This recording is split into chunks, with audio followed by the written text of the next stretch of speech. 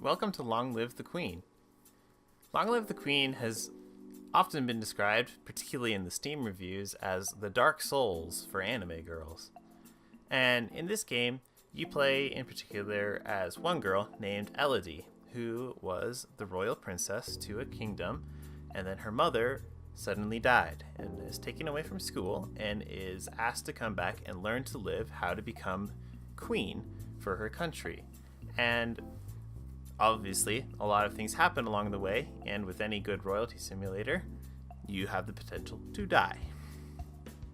Every day is split up into two sections.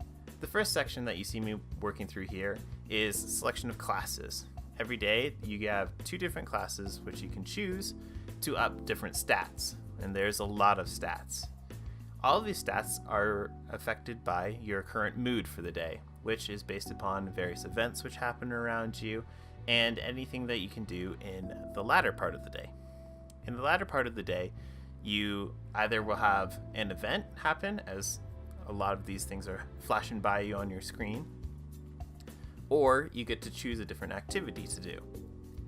A number of these different activities, as notified by the star symbol, will help progress certain events.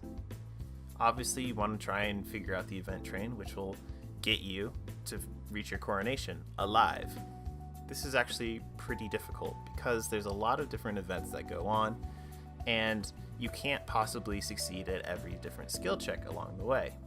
So while you're building up what you think might be a necessary skill in one area, you could be immediately brought down because you know nothing about, say, your finances, or you know nothing about medicine, and that's ultimately what leads to your demise.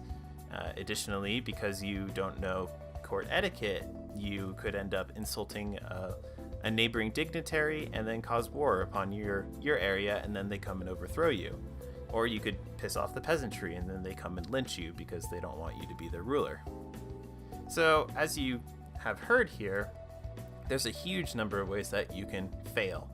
And really, to be honest, more often than not, you are going to fail. But what gives this game a huge amount of replayability is the fact that you can choose different skills every time. You can change the way that your mood happens to be at, so you can boost certain stats faster and be ready for certain events after you've started to learn the pattern. And I think the fact that you can replay it so many times for such a very simple game and discovering multiple different layers, it's really interesting.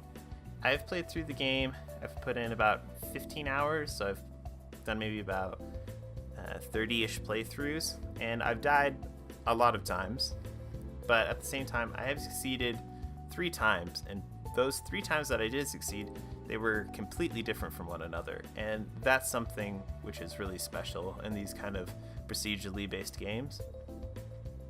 So if you enjoy looking at cute anime girls with different outfits, make sure that you're focusing on the same sort of branch of skills. That way you can unlock the outfits and get, a helpful buff along the way. But at the same time, make sure that you don't just focus everything in one area, because you're going to need some of those skills. As you're going to see here, Elodie decides that she would like to go and visit her friend for her birthday party. But unfortunately, I did not spend enough time investing in important things like weapons or battle medicine, and so I died.